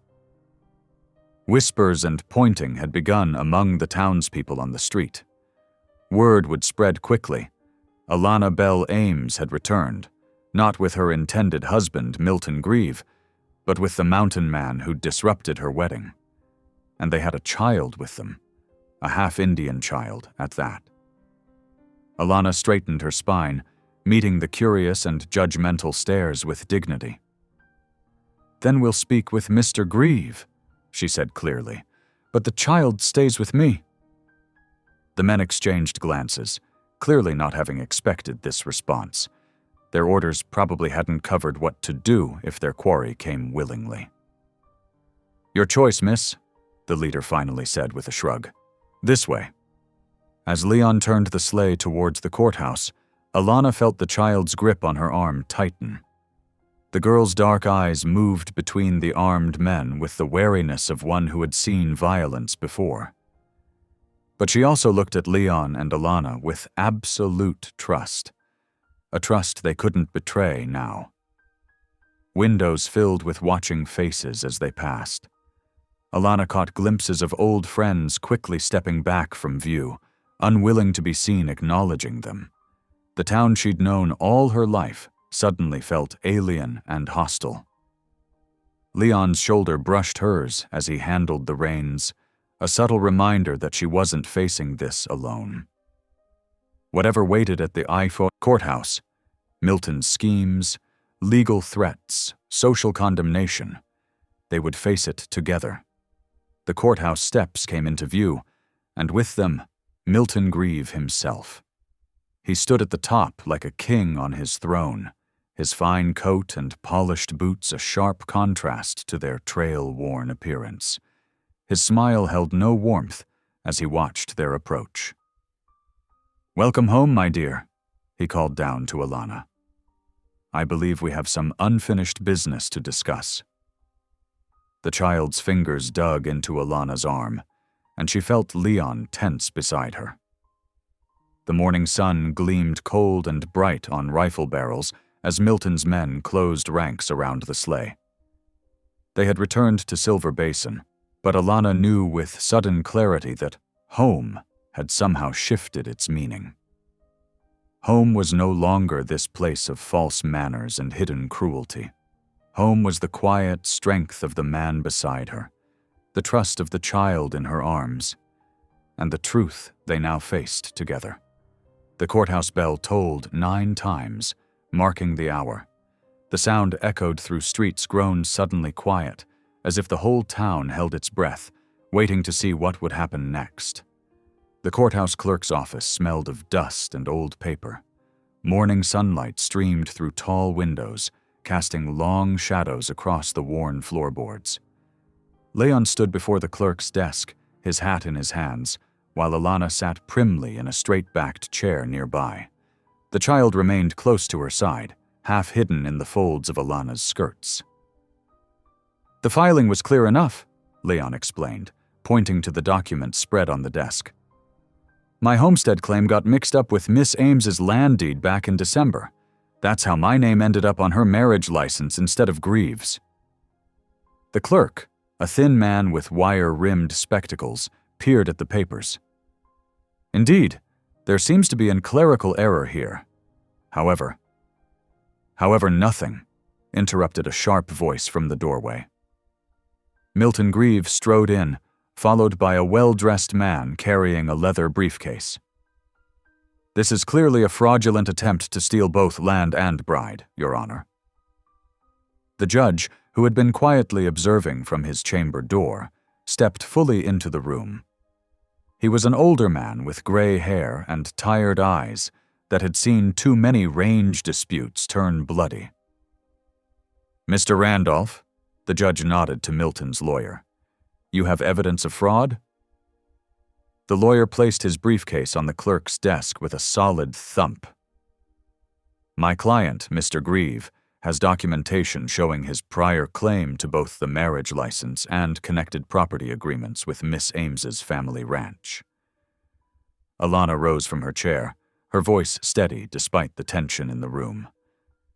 Your Honor, I saw the record myself that day in church. The license clearly showed Mr. Kincaid's name, written weeks before the wedding date. Under suspicious circumstances, Milton cut in smoothly. This mountain man conveniently appears with wild tales about Miss Ames's missing brother, then claims a marriage right through some convenient paperwork error? Leon's jaw tightened, but he kept his voice level. The dying message in that Bible ain't no tale, Grieve. You know what really happened up there. The child pressed closer to Alana's skirts as voices rose. The judge held up his hand for silence, studying the stack of competing documents with a troubled expression. This is a complex matter requiring careful review, he said finally.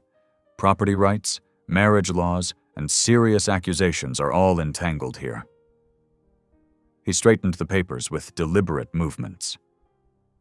I'm postponing any final decision until spring term court.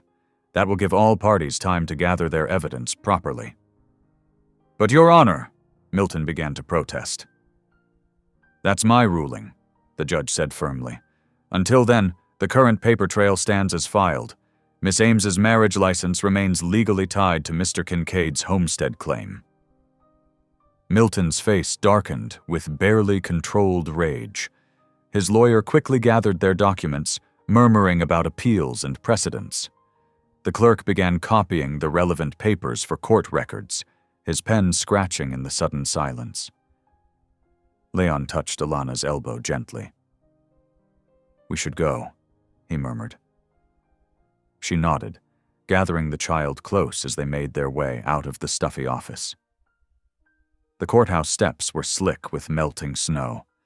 As they descended, Milton's voice carried from behind them. A word, Miss Ames? Alana turned, her spine straight as a ramrod.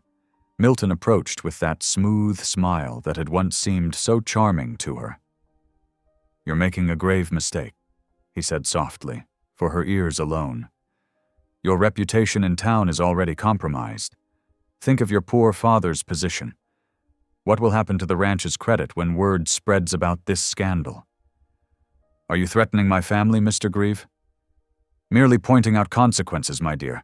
Banks are sensitive to social standing. Your father's loans might need reviewing.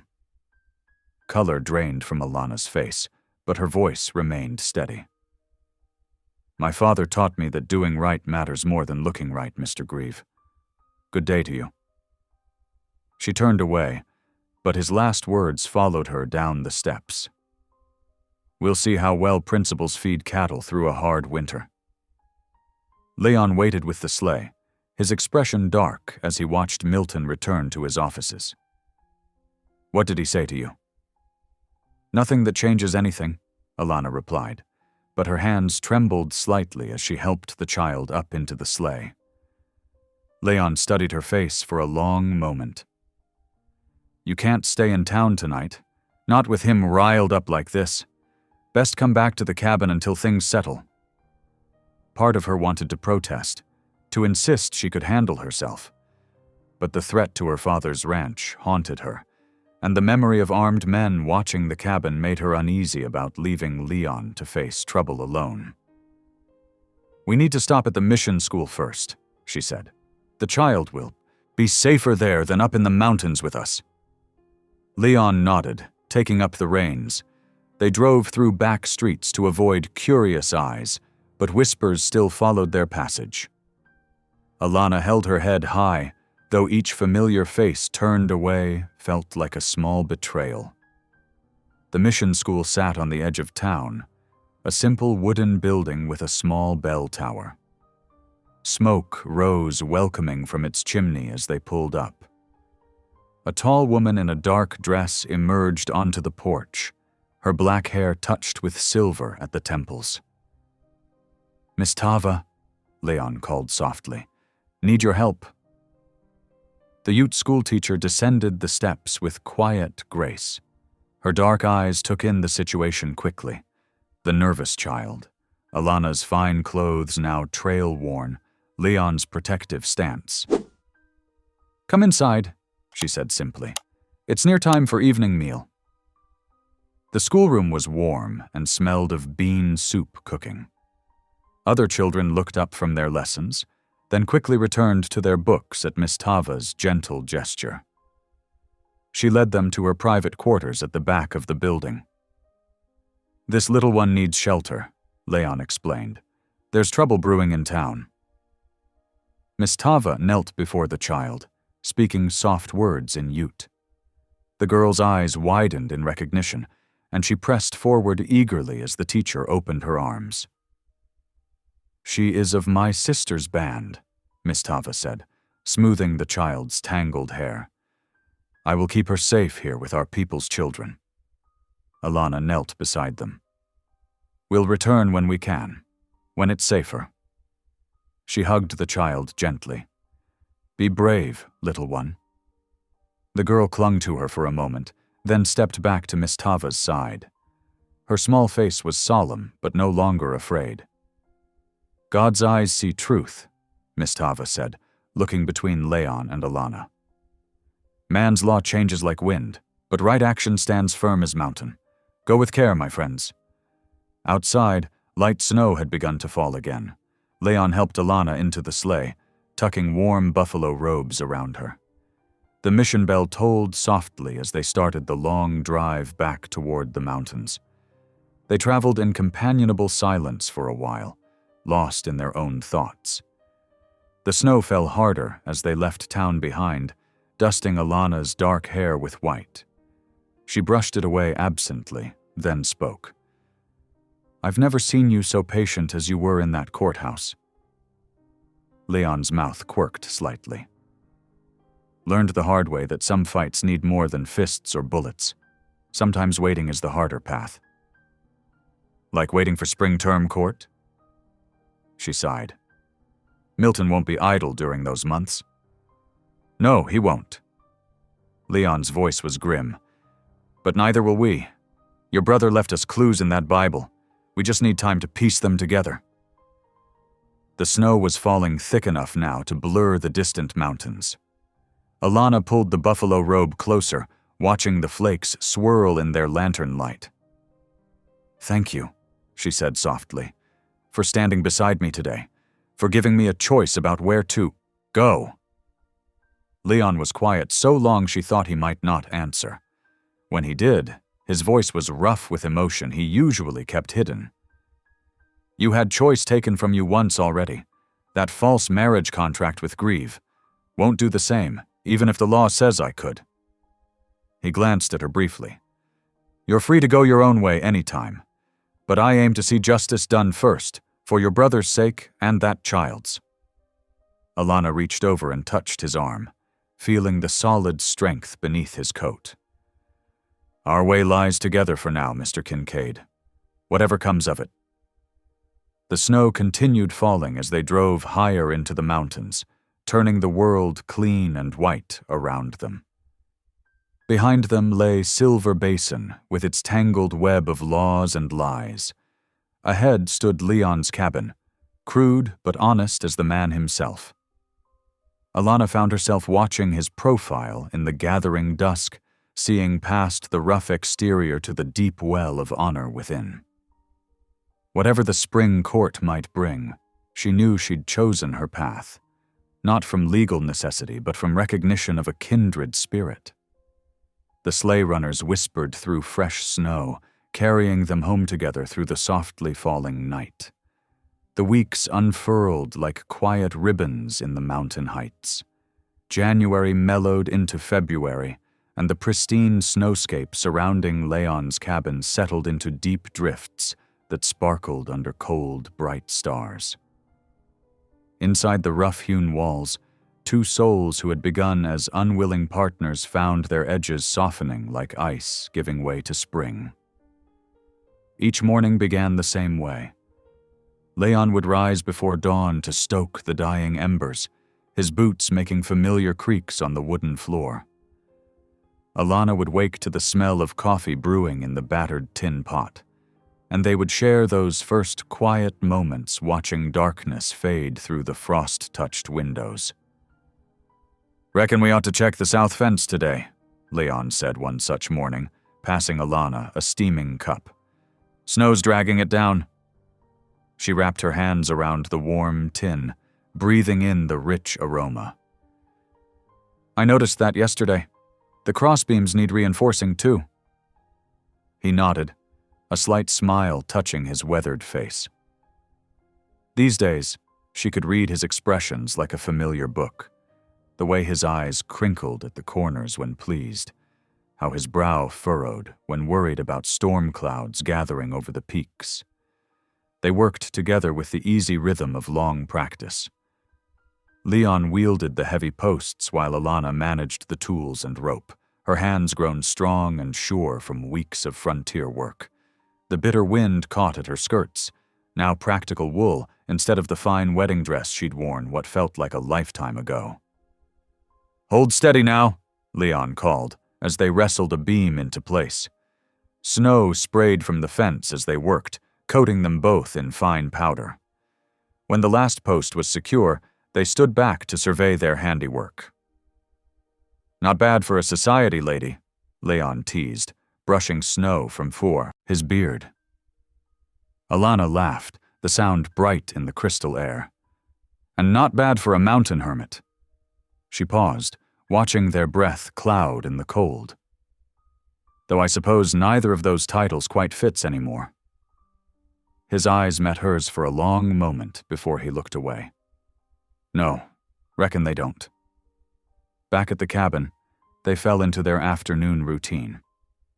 While Leon chopped more firewood, Alana melted snow in the big iron pot for washing and cooking. The physical labor that had once seemed so foreign now felt natural, even satisfying.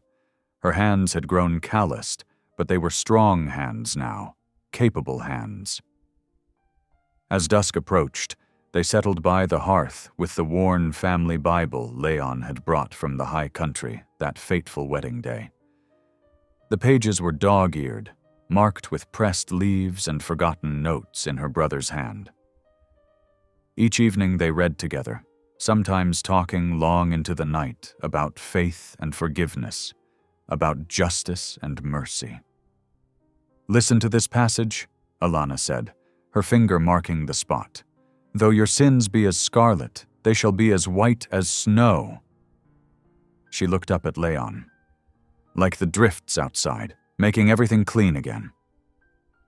He was quiet for a long moment, staring into the flames. "Been carrying scarlet sins a long while," he finally said. "Breaking that treaty, watching good people suffer for it. Don't know if snow can cover that kind of red." Alana reached across and touched his rough hand. "The verse doesn't say cover, Leon. It says transform, like winter transforms the whole mountain." His fingers tightened briefly around hers before letting go. Standing, he crossed to the shelf where a small wooden horse stood, the toy the child had left behind. He picked it up gently, running his thumb over its simple carved lines. She had such trust in her eyes, he murmured, even after everything she'd seen. Makes me wonder if that's what grace looks like, seeing past the broken parts to what could be. Alana rose and joined him, looking at the toy. "We'll keep our promise to protect her," she said softly. "Whatever comes in spring." He nodded, replacing the horse carefully. "Speaking of spring, we should check the roof tomorrow. All this snow's getting heavy up there." "I'll help," she said. When he started to protest, she raised an eyebrow. "I've learned a fair bit about cabin repair these past weeks, Mr. Kincaid." His laugh was warm and genuine. "That you have, Mrs. Kincaid. That you have." The name no longer felt strange to either of them, though they rarely used it. Their marriage might have begun as a legal accident, but something truer than paper and ink had grown in its place. Later that evening, as the lamp burned low, Alana found herself humming as she mended one of Leon's shirts. The familiar notes of Rock of Ages filled the quiet cabin. She sang softly, "Rock of Ages, cleft for me, let me hide myself in thee." To her surprise, a deep voice joined in on the second verse. She looked up to find Leon singing, his eyes distant as if remembering something from long ago. "Not the labors of my hands can fulfill thy law's demands." Their voices twined together, her clear soprano and his rough baritone, rising to the smoke-darkened rafters. When the last note faded, silence held them both for a moment. "My mother used to sing that," Leon said quietly, "before she passed. Haven't thought of it in years." "It was my brother's favorite," Alana replied. "He said it reminded him that strength comes from admitting weakness, not hiding it." Leon stood suddenly. "Come outside with me? Want to show you something?" Puzzled, Alana wrapped her shawl around her shoulders and followed him into the starlit night. Snow crunched under their boots as Leon led her to a fallen pine branch. He picked it up, brushing off snow to reveal its forked shape. "Been meaning to do this for a while," he said, pulling out his knife. With sure strokes, he began shaping the wood, trimming away bark and smoothing rough spots. Alana watched as a cross slowly emerged from the simple branch. "Will you help me set it?" he asked when he was finished. Together they pressed the cross into a deep snowbank near the cabin door. It stood straight and true against the star-filled sky, its rough beauty somehow perfect for this wild place. Leon's voice was thoughtful in the darkness. "Even broken things can belong. Fallen branch becomes something meaningful. Maybe broken people can too." Alana slipped her hand into his, feeling the calluses that matched her own. "We're not broken, Leon. Just weathered, like this mountain. Made stronger by what we've endured." He squeezed her fingers gently. "Weathered together now." They stood in comfortable silence, watching starlight play on new fallen snow. The cross cast two shadows, one deep and one gentle, in the dual light of stars and their cabin's warm glow. Inside, the fire needed tending. They had firewood to stack, water to fetch, and 100 other daily tasks that filled their shared life. But for now they simply stood together in the presence of grace, their breath mingling in the cold air, their hearts beating in quiet harmony. The mountain night wrapped around them like a blanket, and the cross stood sentinel, marking this place where two souls had found belonging in the last way either had expected. Tomorrow would bring its own work and worries. But tonight, in this moment, they were exactly where they needed to be. When they finally turned back to the cabin, Leon paused in the doorway. The lamplight caught his face, showing a peace there Alana had never seen in town. "Thank you," he said simply. "For what?" "For seeing past what I was to what I could be. For making this cabin a home." Alana touched his cheek gently. "Thank you for showing me that home isn't always where we expect to find it." They stepped inside together, closing the door on the winter night. The cross stood in its snowbank, a testament to transformation. Not just of wood, but of hearts that had found their way through the wilderness to each other. The first whisper of spring came with the drip of melting icicles and the return of morning bird song. Alana stood in the cabin doorway, breathing in the changing air. A red-winged blackbird called from a nearby pine, its voice carrying the promise of warmer days ahead. The snow was retreating in patches, revealing dark earth beneath. Leon emerged from the barn, pausing to watch a V of geese passing overhead. Their honking echoed off the mountainsides, a wild symphony of renewal. "Spring's coming early this year," he observed, joining her at the door. "The creek's starting to break up too," Alana said. She'd grown to love these quiet morning moments, sharing coffee and watching the wilderness wake around them. The mountain had taught her its rhythms over the long winter months. They were finishing breakfast when they heard hoofbeats approaching. Leon tensed, reaching for his rifle, but Alana touched his arm. Through the window they could see a single rider picking his way up the muddy trail. Young Tommy Fletcher, the Reverend's son, on his spotted pony. "Mail and messages from town," Tommy announced importantly, dismounting with an official-looking leather pouch. His eyes widened at the sight of Alana in her work dress and apron, so different from the fine lady he remembered from Silver Basin. Leon invited the boy inside, where Alana served him hot coffee and the last of yesterday's cornbread. Tommy warmed his hands around the tin cup, sneaking glances at them both. "Pa said to deliver these direct," he said, pulling several envelopes from his pouch. "One's got the county seal." Alana's heart stuttered as Leon broke the red wax seal. His face darkened as he read, jaw tightening. Without a word, he handed the paper to her. The official letterhead swam before her eyes as she took in the accusations. Land deed forgery, fraud, and most damning, the alleged abduction of a native child from her rightful people. Milton's influence was clear in every carefully crafted line. The summons demanded their appearance before the county judge in 1 week's time. "There's talk in town," Tommy ventured hesitantly, "about the child. Some say—" "Thank you, Tommy," Alana cut in gently. "You should start back before the afternoon rain." She pressed a small package of dried apples into his hands, seeing him to his horse. When she returned, Leon stood at the window, the papers crumpled in his fist. "They're trying to take everything," he said, voice rough. "The land, our good names, the child." Alana sank into a chair, mind racing. To refuse the summons would only confirm their guilt in everyone's eyes, but to return meant facing not just legal danger, but the cutting judgment of those who'd once called her friend. And somewhere in town, Milton waited, ready to twist every word they spoke against them. "We have to go," she said finally.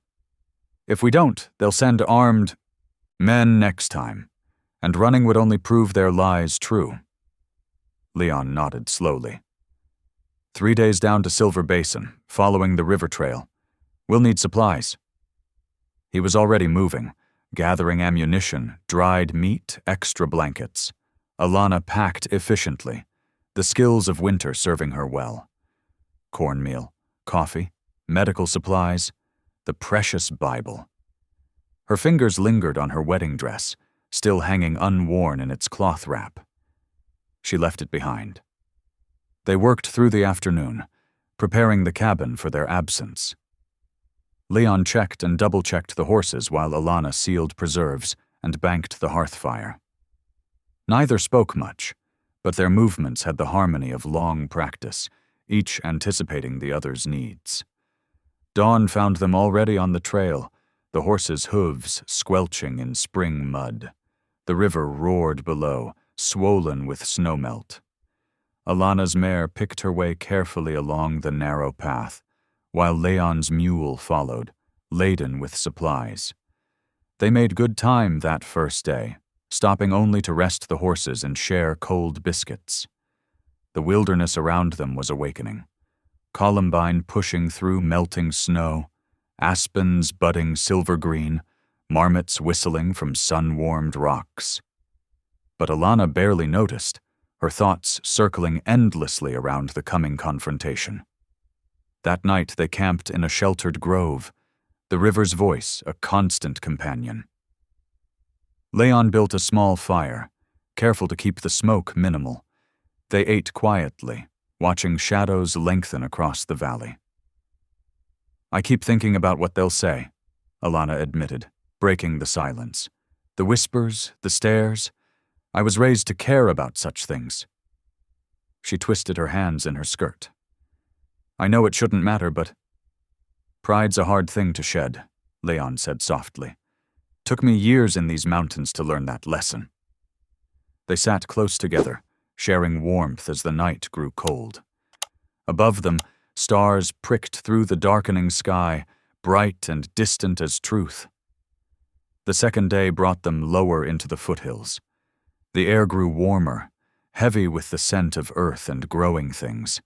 They passed abandoned mining camps, weathered cabins slowly returning to the forest. Each mile marked their descent from the high sanctuary they'd found together. That evening, they made camp beside a meadow where the first wildflowers were blooming.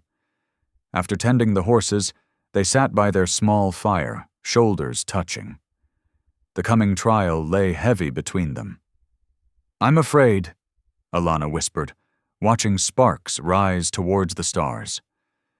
Not of Milton exactly, or even the judge. I'm afraid of failing you, of saying the wrong thing and making everything worse. Leon was quiet for a long moment. When he spoke, his voice was gentle but firm. They said worse of the Nazarene. His rough hand found hers in the firelight. He stood before false judges, too, bore false witness against him, but truth had the final word. Alana's fingers tightened around his. How do you bear it so calmly? These accusations, this hatred? Had practice, he said simply. Living with guilt that was real, not false like these charges. Learning to face it. And now... He looked at her, firelight catching the silver in his beard. Now I've got something worth standing for, someone worth standing beside. Tears pricked Alana's eyes, but she blinked them back. This man beside her, so different from what she'd once thought she wanted, had become as essential as breath. His strength flowed into her through their clasped hands, steady as the mountain they'd left behind. They sat together long into the night, watching the fire die to embers.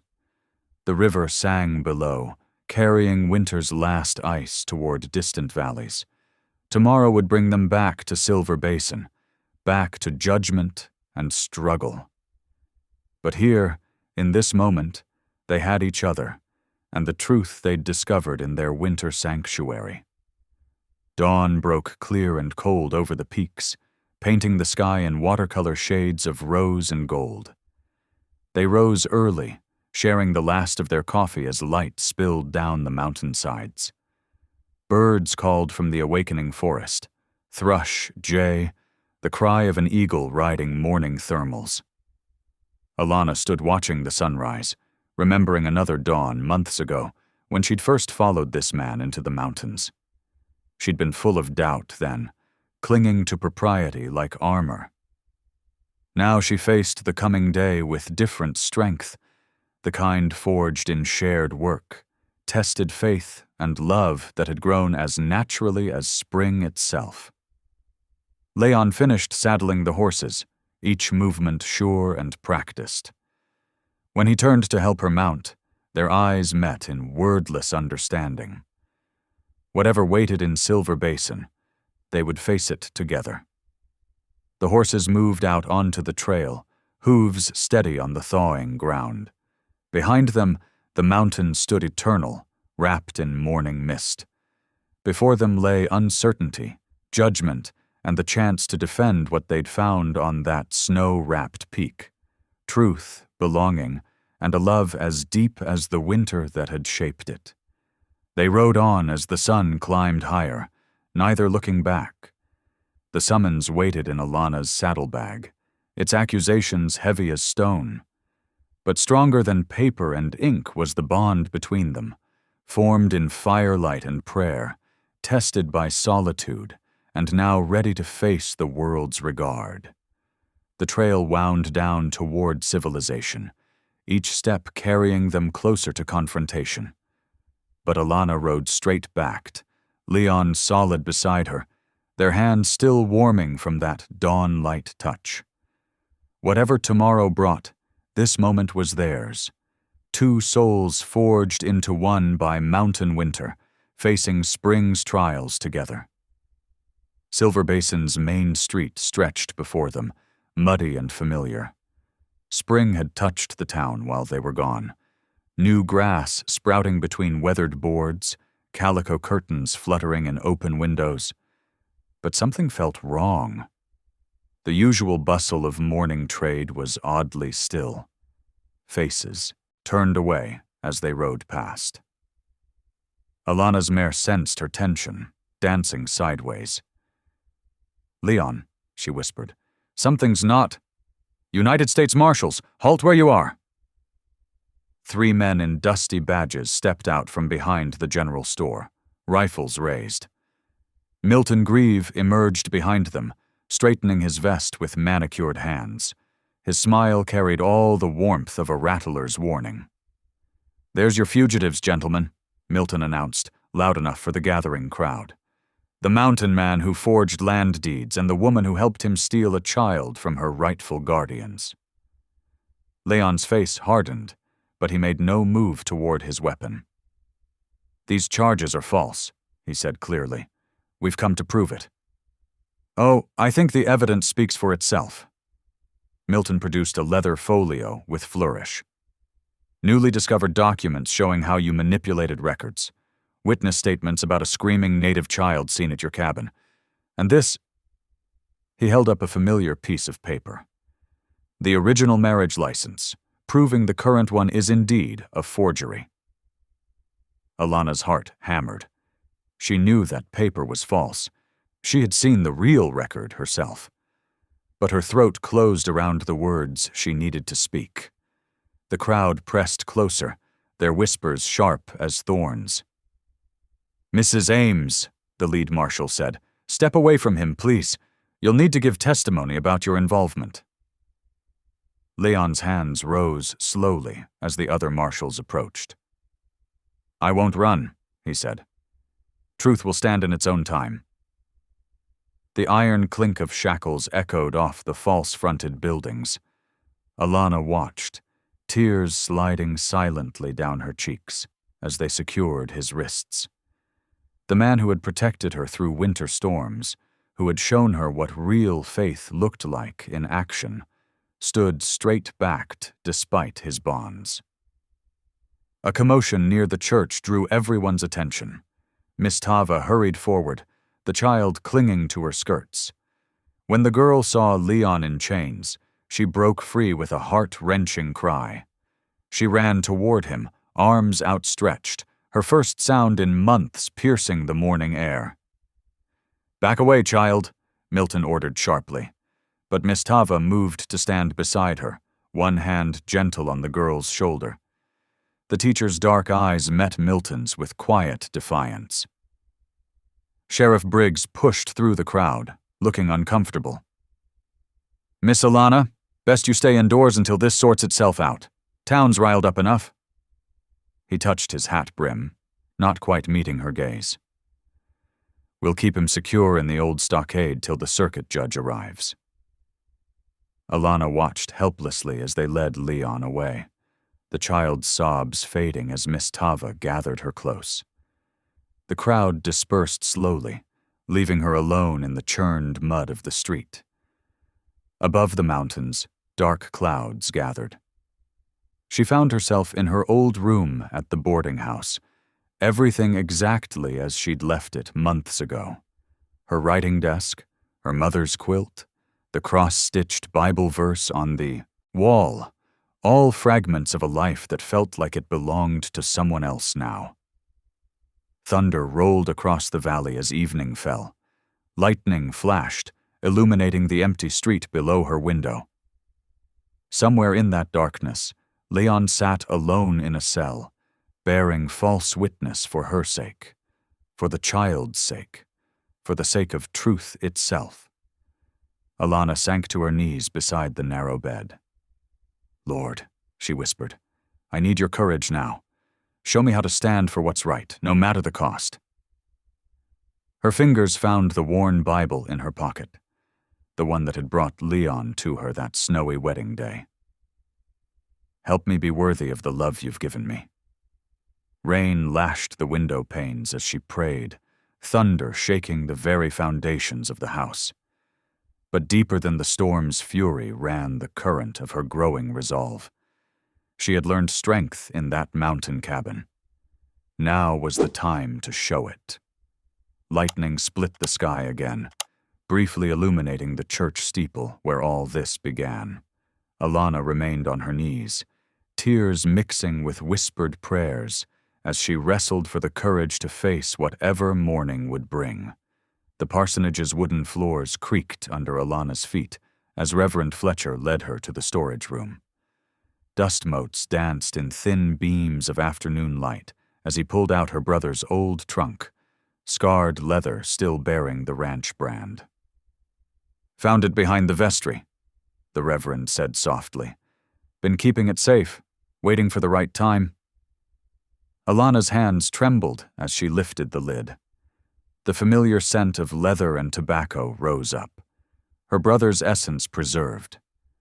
Beneath folded shirts and a cavalry photograph lay his journal, its pages dog-eared and stained. "Lord have mercy," she whispered, reading the first entry. Her brother's careful handwriting detailed Milton's secret meetings with army officers, counting gold coins into corrupt palms. Further pages revealed the railroad agent's elaborate scheme, how marrying Alana would give him control of both her family's water rights and the contested Ute grazing lands beyond. Reverend Fletcher peered over her shoulder, his weathered face grim.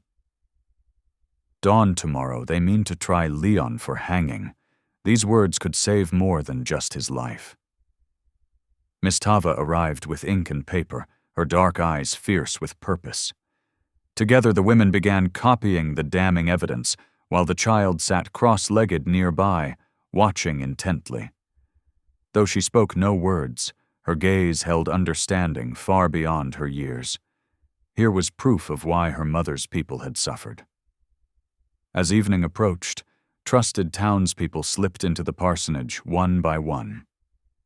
Alana read the journal entries aloud, her voice growing stronger with each revelation. Snow began falling outside, thick flakes swirling past frosted windows. "I'll need my wedding dress," Alana announced, standing tall. "The one I never finished wearing?" Miss Tava squeezed her hand. "To face evil in daylight requires our finest armor." Alana touched the torn lace, remembering that interrupted ceremony. "Tomorrow morning, truth will have its say, even if I have to climb the gallows steps myself to speak it." The first light of dawn painted Silver Basin's muddy street in shades of gold. The steady thump of hammers echoed through the morning air as men assembled the rough-hewn gallows. Frost still clung to the wooden planks, glinting like cruel jewels in the early sun. Sheriff Briggs unfolded the official document, his voice carrying across the gathered crowd. "Leon Kincaid stands accused of land theft, forgery, and the unlawful taking of a child of the territory." The charges rang hollow in the crisp morning air, while Leon stood straight-backed on the platform, his hands bound, but his spirit unbroken. His eyes held the same quiet strength they'd shown that snowy day in the church. The crowd parted like water as Alana strode forward, her torn wedding dress catching the light. In her upraised hand, she clutched her brother's leather-bound journal. Her voice, clear as a church bell, cut through the morning stillness. "Before God and this assembly, hear the truth written in my brother's own hand." She began to read, each word falling like thunder. The journal revealed Milton's web of bribes, the railroad's greed, and the betrayal of both settlers and Ute alike. Reverend Fletcher stepped forward, confirming the authenticity of her brother's distinctive script. A low murmur rippled through the crowd, swelling into shouts of anger. "Cut him loose!" someone called, and others took up the cry. The sheriff himself drew his knife and sliced through Leon's bonds. Milton turned to flee, but found his path blocked by the federal marshal and several grim-faced townsmen. They seized his arms as he spluttered protests that fell on deaf ears. Alana crossed the wooden platform to where Leon stood, rubbing his wrists. Tears sparkled in her eyes as she looked up at him. "You said I was at the wrong wedding," she whispered, her voice trembling with emotion. "You were right. This is the one God meant." Reverend Fletcher descended from the gallows platform, his Bible already open in his weathered hands. The morning sun caught the gold cross on its leather cover, throwing light across the gathering crowd. What had begun as a day of death was transforming into one of life. "Friends and neighbors," the preacher called out, his voice carrying across the town square. "We gather now not for judgment, but for joy, not for ending, but beginning." Leon and Alana stood beneath the rough crossbeam, their fingers intertwined. The wood that would have ended his life now sheltered their union, a testament to God's way of turning darkness to light. The child, no longer mute but smiling, scattered purple and yellow wildflowers at their feet. The delicate petals drifted down, covering the gallows boards with spring's promise. "Providence," Reverend Fletcher continued, "works in ways we cannot fathom. Even our errors become his instruments of grace." The church bells began to peal, their joyous sound rolling across Silver Basin's rooftops. Alana's white dress caught the morning light as she turned to face Leon, her eyes bright with unshed tears. "In lean years or rich grace," she spoke clearly, her voice strong and sure, "I will stand beside you." Leon's weathered face softened, the hard lines of worry melting away as he repeated the vows. His calloused hands held hers gently, as if cradling something precious and rare. Behind them, Milton Grieve was led away in iron shackles, his fine suit dusty now, his schemes unraveled by truth's simple power. But few in the crowd paid him any mind. Their attention was fixed on the couple standing proud beneath the transformed gallows. The townsfolk erupted in cheers as Reverend Fletcher pronounced them man and wife. Their celebration echoed off the mountains, drowning out the last sound of chains as justice and mercy found their perfect balance in love's victory. Spring floods coursed down from the high country, turning streams into rushing torrents that carried winter's last grip away. The mountain air grew sweeter with each passing day, heavy with the scent of pine and new grass pushing through melting snow. Leon and Alana stood hand in hand before their cabin, now transformed by fresh whitewash that gleamed in the morning light. The rough-hewn logs, once dark with age, shone like new bones against the deep green of the forest. Their home looked as fresh and clean as their beginning. Miss Tava's wagon appeared on the winding trail, the child bouncing beside her with excitement.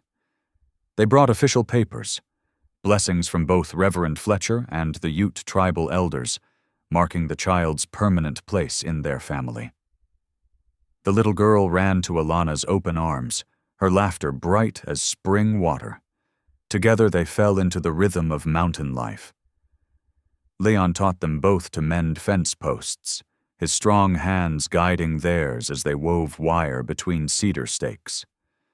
Alana showed the child how to plant bean seeds in neat rows, explaining how God's grace was like the soil that helped small things grow strong. Above their doorway, the wooden cross Leon had carved caught the sunlight, casting its shadow across the threshold. Each time they passed beneath it, it reminded them that broken paths could lead to belonging. One evening, as they sat down to supper, a letter arrived from Alana's father.